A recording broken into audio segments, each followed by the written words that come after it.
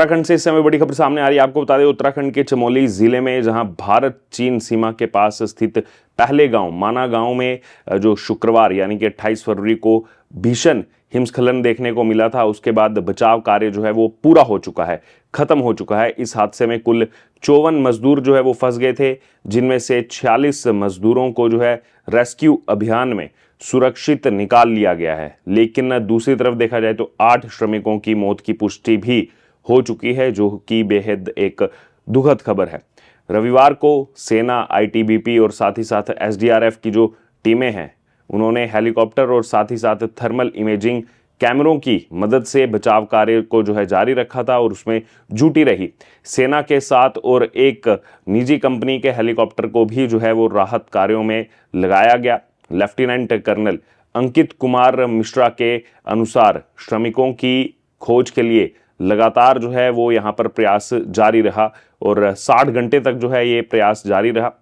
अब चमोली हादसे में जो 8 मृतक हैं उनका नाम भी सामने आ चुका है। उनके बारे में आपको बता दें, हिमाचल प्रदेश से इसमें मोहिंदर पाल हैं, हरमेश चंद्र वो भी हिमाचल प्रदेश के ही रहने वाले हैं, जिनकी इस दुखद हादसे में जो है मृत्यु हुई है। जितेंद्र सिंह उत्तर प्रदेश के रहने वाले हैं, मंजीत यादव उत्तर प्रदेश के रहने वाले हैं, आलोक यादव उत्तर प्रदेश के रहने वाले हैं, अशोक पासवान वो भी उत्तर प्रदेश के रहने वाले हैं, और उत्तराखंड से अनिल कुमार, अरविंद कुमार सिंह और साथ ही साथ जो 8वें यहाँ पर मृतक हैं वो उत्तराखंड से ही हैं।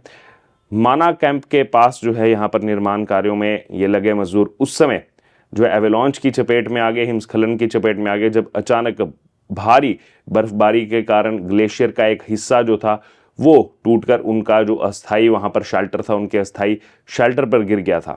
हादसे के बाद से लगातार जो है राहत और बचाव कार्य जो है वो तुरंत शुरू कर दिया गया। 60 घंटे तक ये बचाव कार्य चला, लेकिन अत्यधिक बर्फबारी और खराब मौसम के कारण अभियान में लगातार बाधाएं भी आई। जिला प्रशासन की अगर बात की जाए तो प्रारंभिक जो रिपोर्ट है उसमें कहा गया कि 55 मजदूर फंसे हैं। 55 मजदूरों के फंसे होने की बात जो है वो कही गई थी, लेकिन बाद में ये पता चला कि एक मजदूर पहले ही अपने घर पर लौट चुका था, जिसके बाद 54 मजदूर जो है वो वहां पर फंसे हुए थे। उत्तराखंड के मुख्यमंत्री पुष्कर सिंह धामी जो है वो रविवार सुबह एक बार फिर से आपदा परिचालन केंद्र पहुंचे और राहत और बचाव कार्यों की समीक्षा जो है वो उनकी तरफ से की गई। सेना की ओर से जो है वो बयान जारी किया गया और सेना की ओर से जारी बयान में कहा गया है कि भारतीय सेना और एनडीआरएफ के समन्वय में जो है भारत तिब्बत सीमा पुलिस, जिसको आईटीबीपी के रूप में भी जाना जाता है, तो इनके नेतृत्व में चमोली के माना में 3 दिवसीय उच्च जोखिम वाला जो बचाव कार्य है, बचाव अभियान जो है वो सफलतापूर्वक जो है पूरा कर लिया गया है। और भारी बर्फबारी, अत्यधिक ठंड, जो कि दिन में भी अगर बात की जाए वहां पर -12 डिग्री सेल्सियस से -15 डिग्री सेल्सियस तक टेम्परेचर जा रहा था, और चुनौतीपूर्ण इलाके के बावजूद बचाव दल ने जो है वो खोजी कुत्तों के जो है यहाँ पर हाथ में पकड़े जाने वाले थर्मल इमेजर और अलग अलग जो बचाव टेक्निक्स हैं उनका उपयोग किया गया, जिससे लोगों की जान जो है वो यहाँ पर बचाई जा सके। उनकी जान बचाने के लिए तमाम प्रयास जो है वो यहाँ पर किए गए।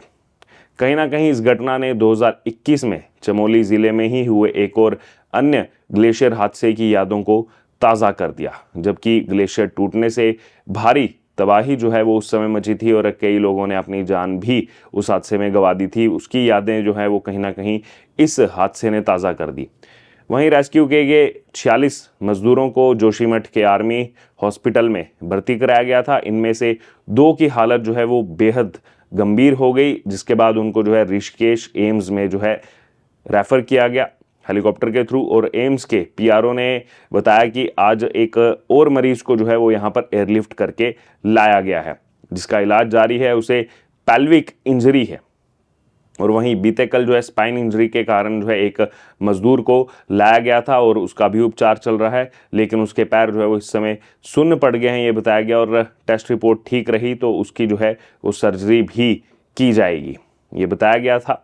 और जोशीमठ आर्मी हॉस्पिटल की बात करें तो उसमें डॉक्टरों की टीम 44 मजदूरों का इलाज जो है वो कर रही है। मेजर अमित कुमार मिश्रा, उनकी तरफ से जानकारी दी गई इस बारे में कि 2 मजदूरों की हालत गंभीर है, हालांकि सभी खतरे से बाहर हैं, खतरे की अब कोई भी दिक्कत नहीं है। ये जो 54 मजदूर वहां फंसे थे, इन 54 मजदूरों में बिहार, उत्तर प्रदेश और उत्तराखंड के 11 मजदूर थे, हिमाचल प्रदेश के 6, जम्मू कश्मीर और पंजाब से एक एक मजदूर जो है वो इसमें शामिल है। उत्तराखंड के मुख्यमंत्री पुष्कर सिंह धामी ने जो है बीते दिन घटनास्थल का जो है दौरा भी किया था और उन्होंने रेस्क्यू किए गए मजदूरों से मुलाकात भी उस समय की थी। और इससे पहले उत्तराखंड के मुख्यमंत्री पुष्कर सिंह धामी ने बताया था कि प्रधानमंत्री मोदी ने बातचीत करके रेस्क्यू ऑपरेशन की जो जानकारी है वो भी ली थी और सीएम धामी ने बताया था कि प्रधानमंत्री ने हर संभव मदद का भरोसा जो है वो यहाँ पर दिया है। इसी बीच आपको बता दें, chief consultant surgeon Rajiv Sharma ने बताया था कि बर्फ में दबे होने से सफोकेशन के कारण जो है मौत होती है और हाइपोथर्मिया फ्रैक्चर भी कहीं ना कहीं मौत का एक कारण बनता है और ज़्यादा देर तक बर्फ में दबे रहने से जान भी जा सकती है, ये बताया गया था। इसी बीच एक और अपडेट आ रहा है, आपको बता दें मौसम विभाग के पूर्वानुमान पर हिमपात और हिमस्खलन की संभावना जो है वो व्यक्त की गई है। 2000 मीटर और उससे ऊपर के जो भूभाग हैं उसमें किसी भी प्रकार की गतिविधि पर अब रोक रहेगी, ये जो है जानकारी आ रही है। वहीं जिलाधिकारी आशीष बटघाई ने भी पूर्वानुमानों के दृष्टिगत जो है वो जनपद में 2000 मीटर और उससे अधिक जो क्षेत्र हैं वहां पर इस समय जो टूरिस्ट हैं या फिर ट्रैकिंग करने वाले जो सैलानी आ रहे हैं उनको भी और साथ ही साथ स्थानीय निवासियों को भी सुरक्षित स्थान पर ठहरने के लिए दिशा निर्देश दिए हैं कि सुरक्षित स्थानों पर ही आप ठहरें और उन्होंने इस स्थिति से निपटने के लिए हर एक स्तर पर तत्परता और साथ ही साथ सुरक्षा जो है वो बनाए रखने के निर्देश इस समय दिए हैं। साथ ही साथ आपको बता दें आपदा प्रबंधन और IRS प्रणाली के नामित जो अधिकारी हैं और साथ ही साथ जो विभागीय नोडल अधिकारी हैं उनको भी कहीं ना कहीं हाई अलर्ट में रहने के निर्देश दिए गए हैं।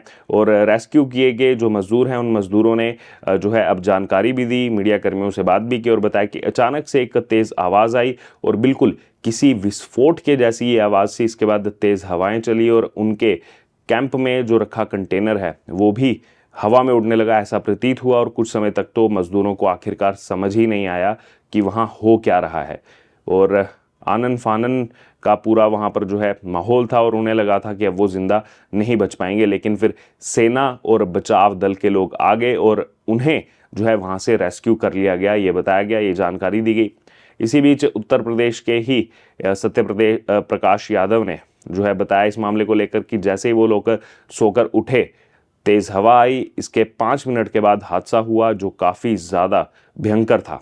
सत्य प्रकाश जो है वो उत्तर प्रदेश के गाजीपुर के रहने वाले हैं और उन्होंने मीडिया कर्मियों से बातचीत करते हुए बताया कि वो लोग 300 मीटर दूर अलकनंदा नदी के पास एक खाई में जाकर के जो है वो गिर गए थे।